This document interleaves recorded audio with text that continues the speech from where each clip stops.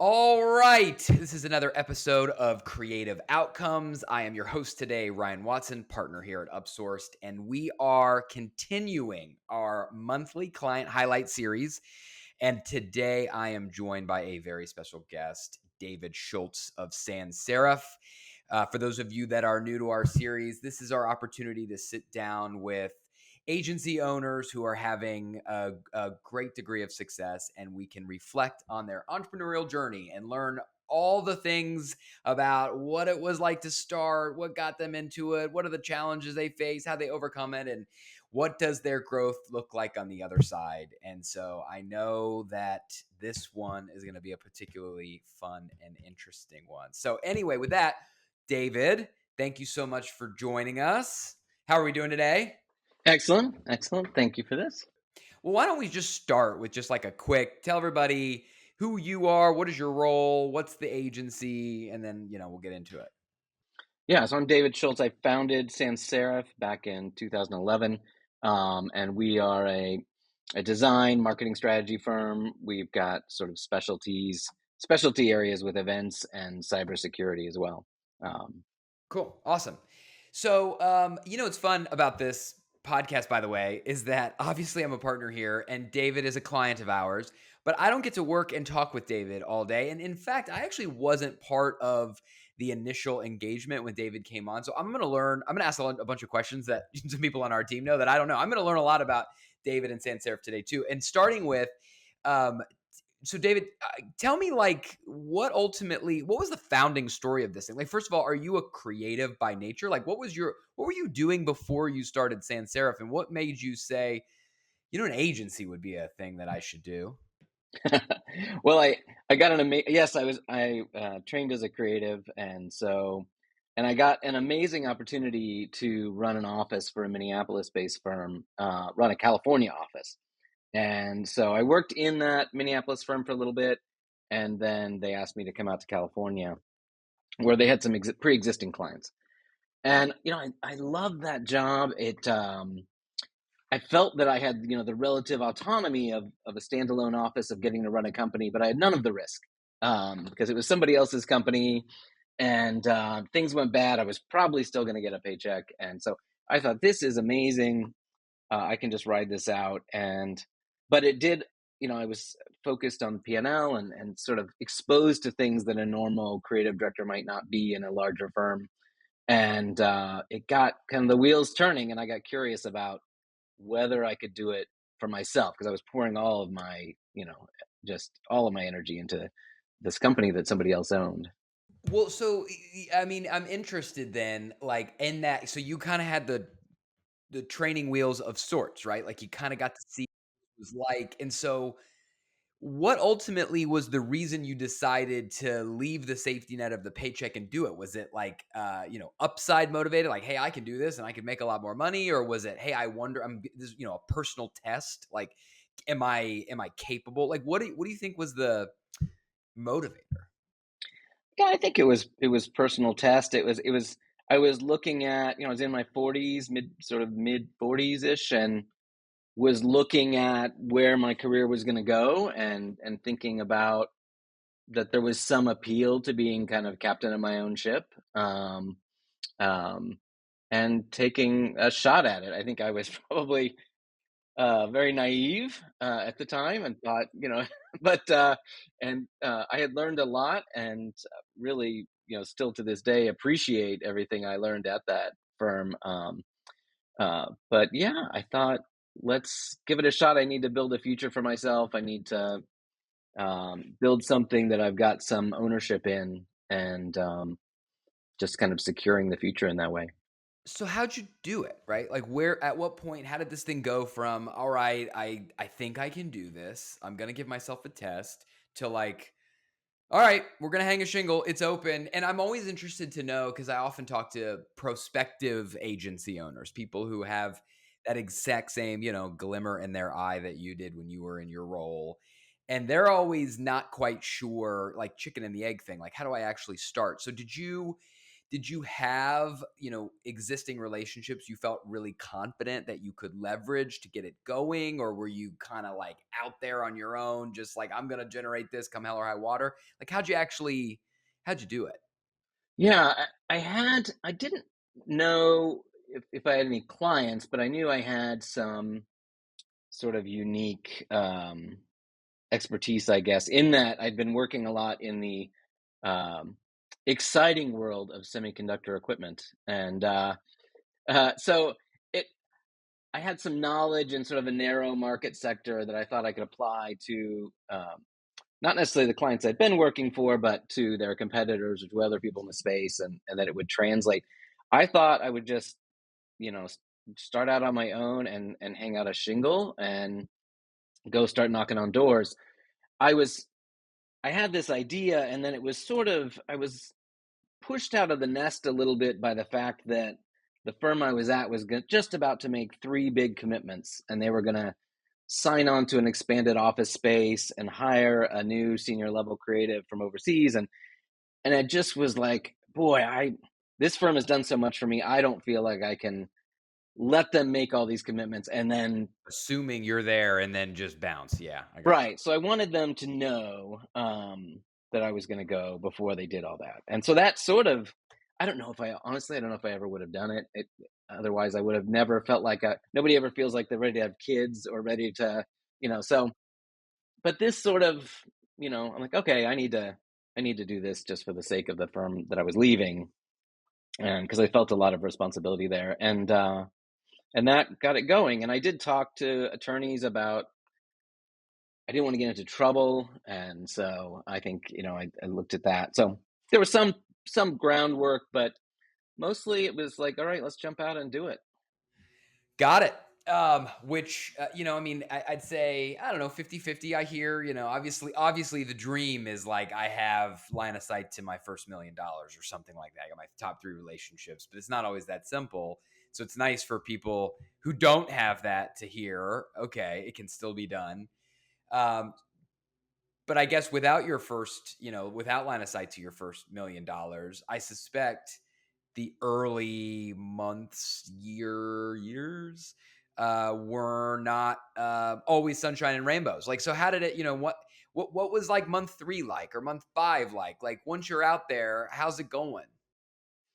Well, as it turned out, there were clients who I didn't know at the time, but there were clients who were going to follow, and I did I did end up with some loyal clients, in particular, a woman named Sue Stein that believed in me and gave us a chunk of business that was sort of the seed money, I think, to get the company going, and it allowed me to walk in. I rented an office, which was terrifying because it was much bigger than any apartment I'd ever rented, and in terms of cost. And I sat there in the parking lot of the landlord, and I added up all 3 years of this lease, and was just like, "This is insane. What am I doing?" And the guy said, "Whoa, so you're a creative firm. How many people do you have?" I'm like, me. I got me." And it was an awesome little space. It sounds grand because it was the entire floor of a building in San Francisco, but it was the smallest building, that had a footprint about the size of this room. And but it was great. It had brick walls. It looked like what a creative firm should look like, and hardwood floors. I was just over the moon. So yeah, we did that, and we're able to hire a couple of young designers to help out, and it just kind of started. So it wasn't as chaotic as it could have been, or it didn't start out as slowly as it could have been. It ramped a little bit more quickly. Interesting. What made you do the office space, by the way? Like, do you feel, in retrospect, do you feel like that was a needed thing in order for it to happen? Or do you feel like, this is something that I just wanted and it validates why I'm here? Or I'm just curious. It's just so funny listening to you, because we had a similar kind of experience in the early days of our firm, as we were kind of, not necessarily out over our skis per se, but like, our first office was big chunk, and it was a big. I don't know. I'm just curious what the psychology of that was. Well, I felt, um, you know, there, I felt at the time that there was a credibility to having an office and having an office that looked like a design firm's office, and it's funny because clients didn't really ever come to the office except for maybe we found that really big clients came to the office once, usually during the pitch process, and I think it was to make sure you were real and not operating out of your mom's garage, and in many cases we were pitching against much bigger companies, and I felt I needed it for credibility's sake. Today, I don't think that's the case. Post COVID, clients do not care, and we gave up. Yeah, Yeah, and I would say a striking number of clients that we work with now are fully distributed. I mean, there is no, there's no concentration of their people, regardless of whether of a physical office. So, but yeah, yeah, and that's different times for us sure. too. Right. Okay. So you get these.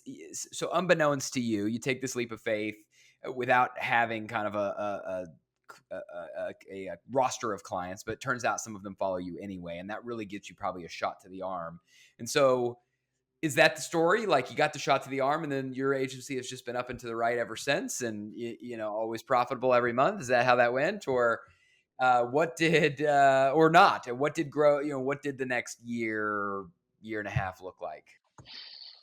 Yeah, I think the first year and a half was relatively calm, but yeah, we definitely got, and I definitely got over my skis, and there were some very rough periods where, and I think it's based a little bit on some naive optimism that the next big thing's right around the corner. Um, there were times where the numbers were not adding up, and but I found myself very reluctant to let anybody go, both from just an emotional standpoint. Like I picked all these people, and I just couldn't drop staff, so I didn't have the ability to kind of align my um, expenses with my revenue. So as we hit leaner spots, I was still carrying the same load, and I couldn't swing it. And there was, yeah, I can remember at one point coming home to my wife and saying, "This is not working," and I'm digging a debt hole here, and I've got to go get a job just for the sake of our marriage and our relationship going forward and our retirement. And I was there were dark times where I'm putting payroll on credit cards, and it's a mess. And that's about the time, sort of that I think the woman who's now our managing director got tired of that uncertainty, and Susie, and we brought in really at her insistence, upsourced, and it was really flying on a totally gut instinct in terms of what our financial picture was and how we were doing, and oftentimes that was really wrong. And so I think upsource just gave us some visibility and some discipline into the numbers and the finance of it, and that really helped, because then I had a better sense of what we needed to do. We got more disciplined about running pretty lean and adding um, contractors and freelance, so that I wasn't having to add stuff and lay people off, and our people weren't worried about losing their job. We could have some real stability there, and that everything just sort of, after those really gut wrenching times, it kind of came together. But it's still, I can remember the gut wrenching times, so I try and run it sort of lean so that we can absorb the ups and downs a little bit better. Now, did you end up having to? Did you? It's the way you described your by the way, thanks for the plug there for upsource. We'll talk about that a little bit more, but you described your psychology at the time, and I just love hearing you say it, because it's just so stereotypically entrepreneur. And so it was sort of a combination of fierce optimism, right? Like, there's always, it's this classic story. By the way, entrepreneurs are optimists. And that's the thing. I'm going to ask you kind of how you overcame this, or what did you ultimately, how have you been able to kind of regulate your optimism? But the thing that like every entrepreneur should realize is that we are all optimists by that is how we're wired. Because if we weren't optimists, if we were realists or even pessimists, there's no world there's no world you leave that job you had doing the great things but not having any other risk, right? Because the probability adjusted outcome of you leaving was that you would have a worse situation than the one you had, right? Like if you're just doing the statistics, it was a bad financial choice. However, the top quartile of outcomes that you could have gotten having left that job and doing what you're doing is much better than what you would have done there. And I think I think it's fair to say that you are in your top quartile of outcomes. But we all think that we are going to be in the top quartile of outcomes. But of course, we can't all be in the top quartile of outcomes. It's just like we all think we're above average drivers, right? That's not possible. All entrepreneurs think they're going to be in the top quartile. So we're all optimists. And while that is a really good thing, it is the thing that has driven us to do this and will be the reason we're successful if we are. It can also be our undoing in situations where a little bit of reality is required, right? Like where we are faced with the financial certainty that we are spending more than we are making, and we must do something about that. And even though we would love to believe that that sales prospect we talked to this morning is going to sign with certainty and that's going to dump $500,000 on our plate, the statistics suggest otherwise. So anyway, um, so yeah, you were an optimist, and that got you in some really difficult positions. We'll rejoin your journey here in a second, but I'm curious, like as you've matured as an owner, do you feel like you've become less optimistic and more realistic, or do you feel like you've found ways to temper or regulate your optimism? Or like, I'm just curious, how have you been able to get that in check and make decisions with a different lens? Does that make sense? Yeah, I kind of wish that were the case. I think that I am still as blissfully optimistic as I was at the time. Although it's right now. Things are just going very well. I think that the thing I've done though is you know Meredith at Upsourced and Susie, our managing director, help me to be a little bit more realistic about things and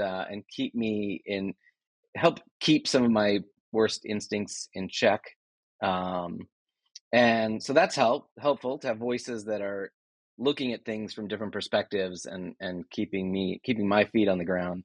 Um, and I say right now I'm probably as optimistic as I've ever been, and yet I'm very reluctant to make big investments and things just because while everything's going great for us, I'm looking at sort of the macroeconomic factors and the uncertainty that's in the marketplace. And while things feel really good, I'm just like, how long can we buck that trend? And sort of wanting to play cards close to my vest and be conservative. So yeah, I guess it's not completely blind optimism. Yeah. Well, you did a thing that I do, and I think there's a couple different ways that you can combat. I, like you, am an irrational optimist, and but I surround myself with people who are realistic, and of course, the moment I hear their responses to some sort of harebrained idea that I have, I'm thinking, oh, they don't, just not thinking big enough. But as the information marinates and sits in, I realize, oh, that's a really helpful perspective, and that can really help. So there's all sorts of ways to restrain, but so then my other interesting question for you would just be, so you're down in this like really dark place, and fortunately we were able to get to work with you, and we've had some good fortune on the other side of that. But I'm curious, that night you had the conversation with your wife that said, like, I gotta hang this thing up and get a job. Like, why didn't you?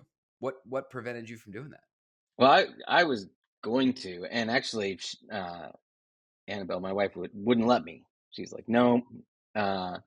She goes, one, your best days are ahead of you. You just keep going. And I did not agree with that assessment, but I kind of kept going. And yeah, and things. She was right, thank goodness, and things did turn around, and it did evolve. She felt like if I had gone and gotten a job that I would have a really hard time with that. Having been sort of on my own for a while, and but yeah, it was really not. My optimism had deserted me, and but she still had some. So together, we kind of went through it, and it was definitely a family decision because there was a lot of risk involved with keeping going. I could have kept digging the hole deeper, and but yeah, we had a couple of wins, and some things went right, and it kind of started to turn around, and then yeah, I think we got our feet underneath us, and it's been quite stable for a while now. Yeah, I mean, you mentioned a thing that again, if you're new to entrepreneurship, you've not run an agency before. One of the sort of very serious realities is that even if you have like business partners, it's still an incredibly lonely position to be in. Like there just are very few people in the world in your life that have empathy for what you're going through. Like David, probably very few people who could understand the mentality you had staring down like personally guaranteed debt, have a staff of people who were counting on you, feeling the potential just the vulnerability and the disappointment. I mean, it's just like there's just so few people who can appreciate that and who can talk to you about it and can help you in those moments. And that's part of what makes this one of the hardest things to do in the world. It's such a really difficult mental game. And so having somebody, whether it is a mentor or in a perfect world it's your spouse or somebody else who can help be that kind of voice of reason, and I don't know, it's such a glaring reality that you mentioned. It's obviously very fortunate and cool that you had that person, but without that person it's very hard to do this thing on your own. Yeah, I don't think I would. I don't know. I don't know that I would have soldiered through without that sort of vote of confidence. So, um, So then you mentioned that okay, we got some wins and we started to stack revenue on top of cash, and we found our footing, and we dug out of this hole you described. And obviously I have the benefit of kind of fast forwarding to the end, and I've seen the evolution of the business and its growth and its current iteration. But as you're, I'm sure there was, in the early days, especially the days after you had that, conversation with your wife, you're pretty much chief firefighter, and your only job is to keep this business alive.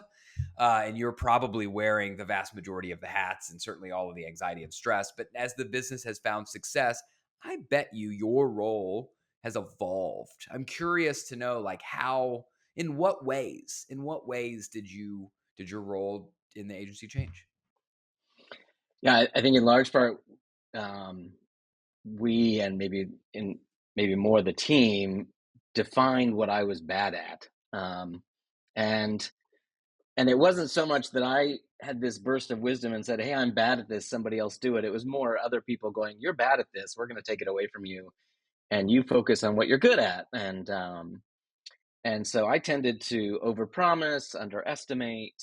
I gave the work away, and Susie, who was an account executive then, was now managing director, kind of said, "Don't do that anymore." And I undervalued the work because I was looking at it going, "Well, I would.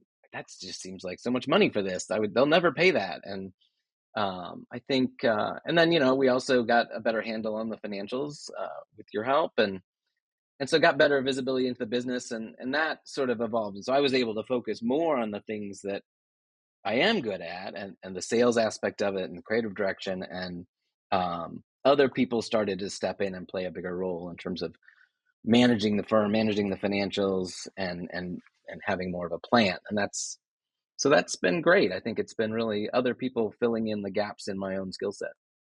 And I'm curious, like, did that go well, or was that difficult for you? I mean, especially, there's different kinds of archetypes that start agencies, but often the creative archetype will find difficulty stepping away from some of the details of what your role used to encompass. Has that transition been easy for you or hard for you?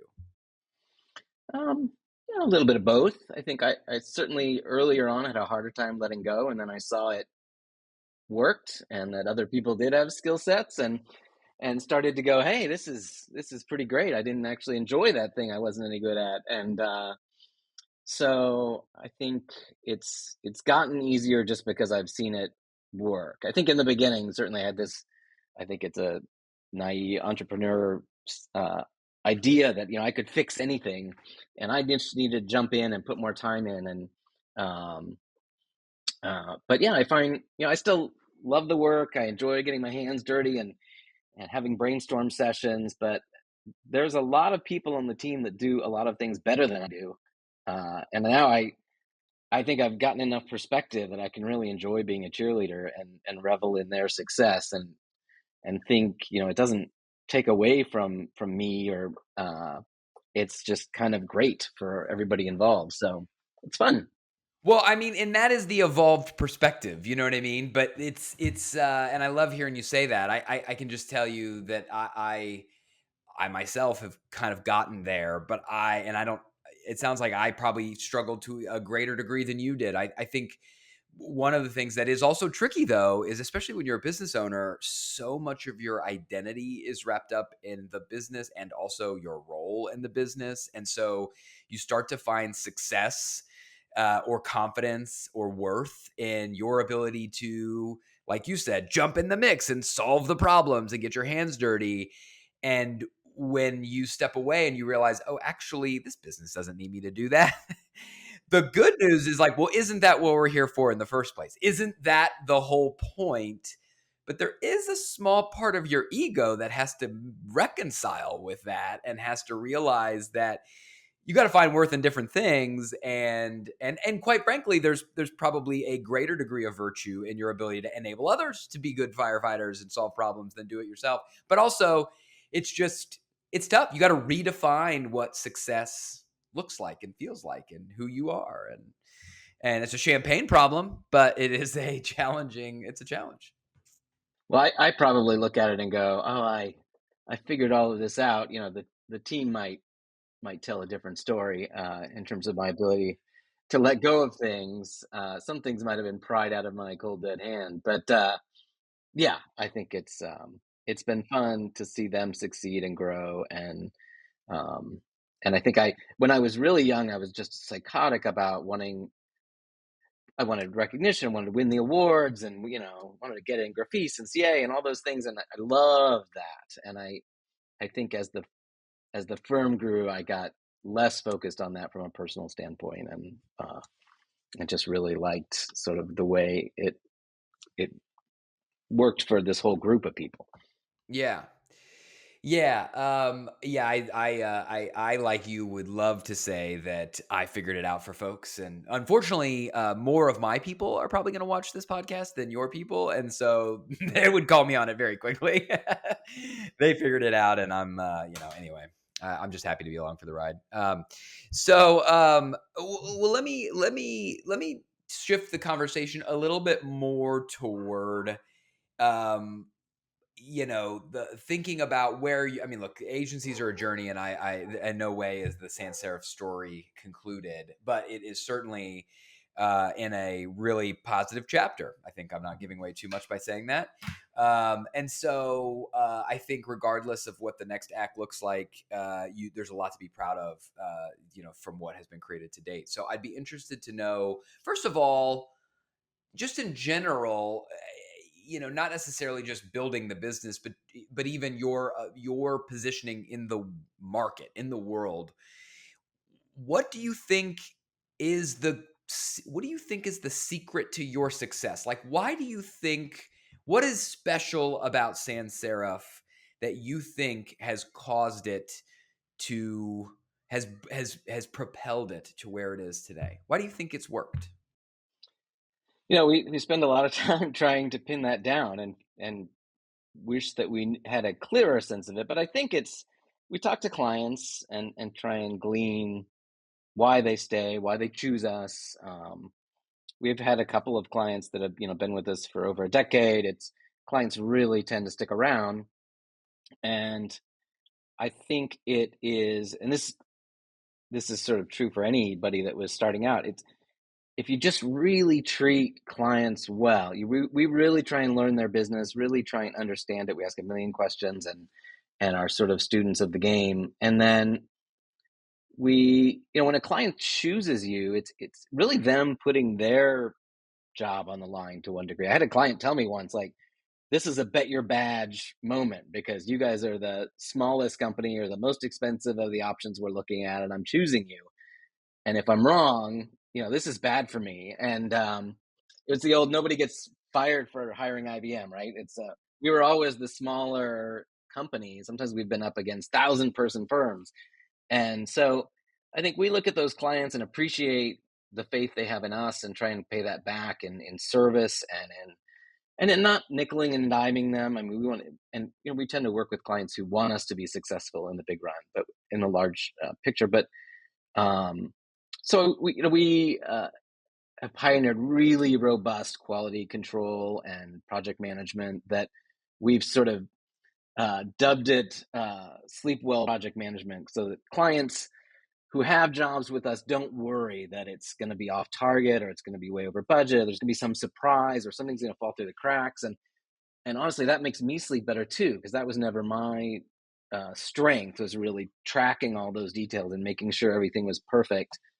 And I think that that's been a big part of it. I think that initial curiosity that made us interested in the whiteboards and engineers talking about semiconductor structures on the atomic level, I think that curiosity and willingness to really sort of get engaged in the client's business has really helped.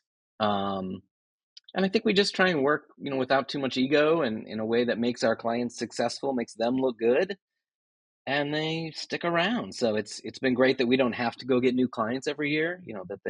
We've sort of lucked into some elements of recurring revenue that give us a degree of stability that uh, insulates us, but doesn't make us immune from market factors. But it buffers it so that we've got a smoother path, I think. Yeah. Yeah, I mean, look, I think, I mean, from my perspective, just knowing the business and sharing with you, I think, and for everybody's benefit, I think you have the great fortune of checking like the most important boxes. I mean, the business model, of course, is great because you've got strong, large clients, right, that have pockets to pay for you. You also have, as you mentioned, some degree of built-in recurring revenue. That's all really good economically. But then you and Susie, you have created a team that have kind of the best of both worlds. I so often I will meet agencies that do one of these things really well, but maybe not the other thing quite as well. But not only do you, of course, produce wonderful, amazing work, but I mean, even as you listen to your answer, what's really clear to me is like you just care so much about even the recognition that these people are putting themselves on the line for me. I owe them myself to help them. You know what I mean? Just like having that EQ of like what we're even doing here in the first place. You know what I mean? This is a people business. This person is either going to get hired, or, promoted or fired. Like just kind of seeing the matrix maybe, and it's more than just the work. Not many people get it, honestly, David, and you obviously do. And also, like, you have just absolutely rock solid operations that allow you to turn this like great work with the right sort of, the right heart on it into work that can actually pay the bills and generates the appropriate margin. So anyway, you guys have figured it out, and it's been really fun to see. Um, so let me ask you this question. Have you is there anything that, as you, again, it's been a predominantly positive story, save for the harrowing moments, is there anything that you would do differently if you had a chance to start it all over again? Um, oh, I think, with the benefit of hindsight, I can see sort of where we got overextended and I didn't have the sort of bravery to cut back at the time. And I think that painted us into corners. That was tough. I think, no, I don't have a ton of regrets. It seems like, once we got through that, it seems like we learned a lot from those lessons. And I think just hire, the best people you can.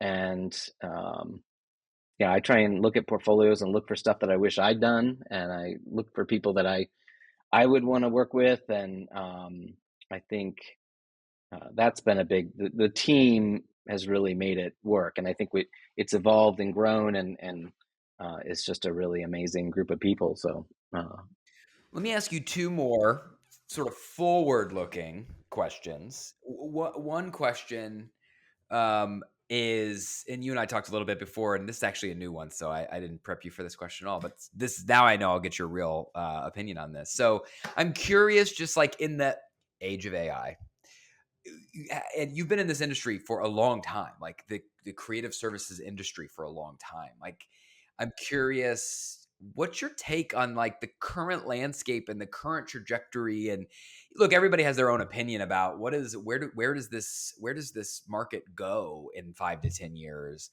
And I just find myself very interested to know what you think about that question. yeah, it's the big question these days, right? And I think that we decided early on that the people who looked at AI didn't view it as the enemy, but viewed it as a tool, and really invested in exploring it and what it could do and how we could utilize it, um, would be well positioned, and the people that put their head in the sand would get washed away. And so we've invested in projects where people have devoted time to go out and study the different platforms and how they come into play.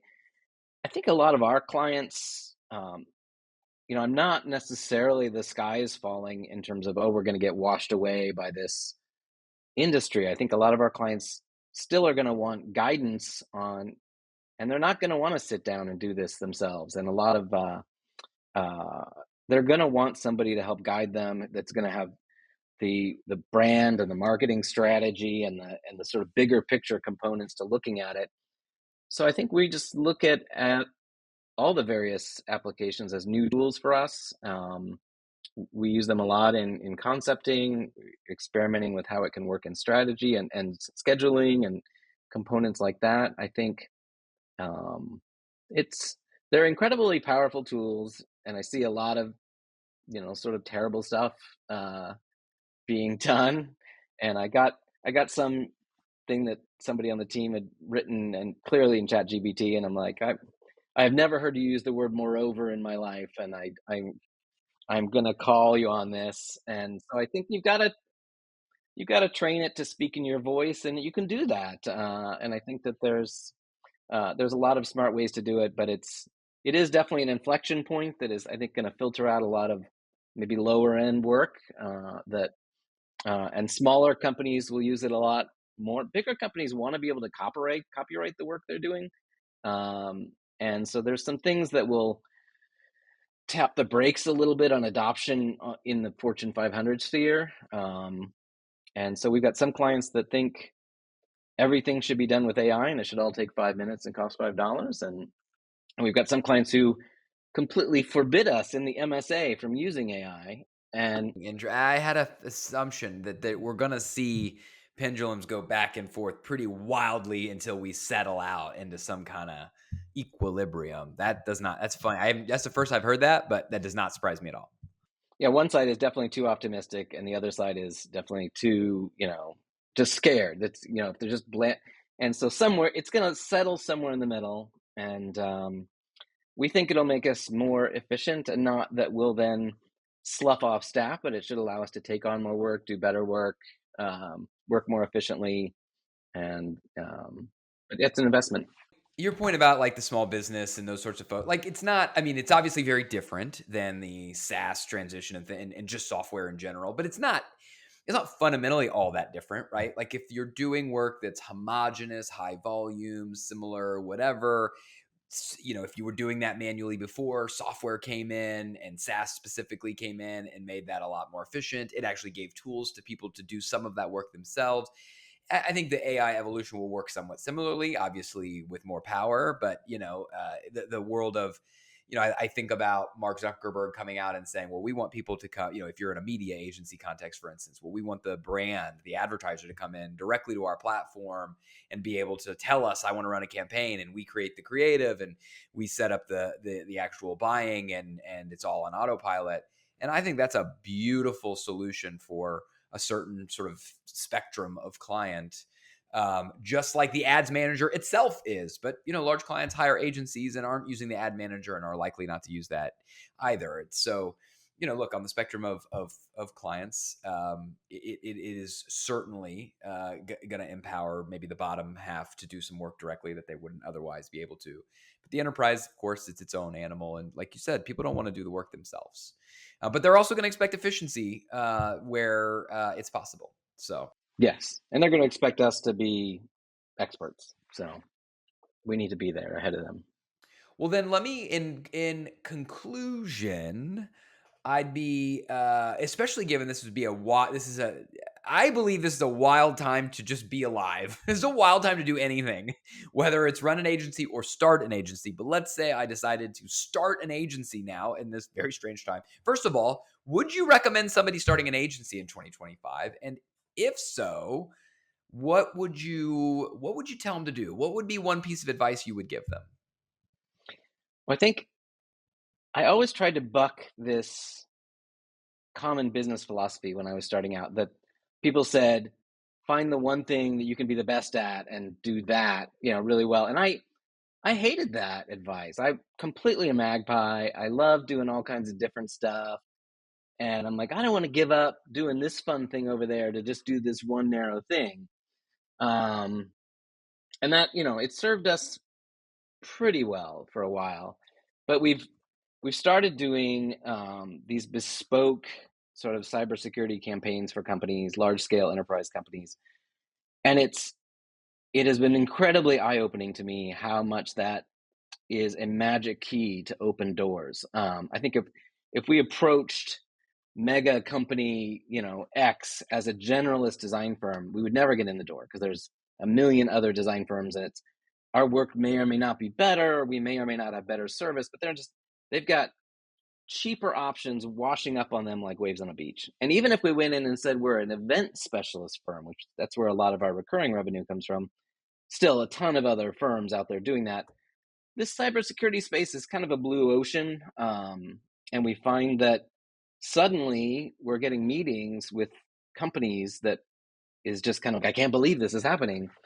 And it's just because we've got a narrow enough specialty. We can speak to people who have that as their bailiwick, and it's something different. So I think I've kind of come full circle on that. Maybe that is the way to go about it, and that it is really differentiating us, and I think is giving us a lot of optimism looking down the road of, hey, this is a new way to get in. And then once you're a vendor at those companies, you can always try and go horizontally, and that vendor process is kind of a barrier to entry for competition. So um, it's kind of a beautiful thing. I would kind of encourage people in this world to find some way to differentiate yourself more, and then I think probably the biggest thing that we've kind of learned. I used to be a psycho workaholic and think that all this needed was working all night and working all weekend to solve it, and it set a terrible example for my team, who then started to think that that's what I expected. And I don't think the work was better. And I think so. I've kind of just learned, like, you're running this business and it's stressful and it's exciting, but like, go live a life, and so that's been, and then that sets a better expectation for the team, and they're all happier and healthier, and they feel like I've got the stability. I could start a family. I'm not sitting here worried about my job all day long. I think that cycle of hiring and firing is just death for culture. And so that, I think, has been a big learning as well. Yeah, I can certainly empathize with that arc, and I think I've come down in a similar place to you as well. Awesome. Well, David, I could talk to you about Sans Serif literally all day long, but I won't because it still needs work to be done, and so does Upsourced. So I will leave you with that. Thank you so much again for all your time. We really appreciate it. And for everyone else, thanks for listening in on Creative Outcomes, and join us next time when we highlight a new and exciting agency. Until then.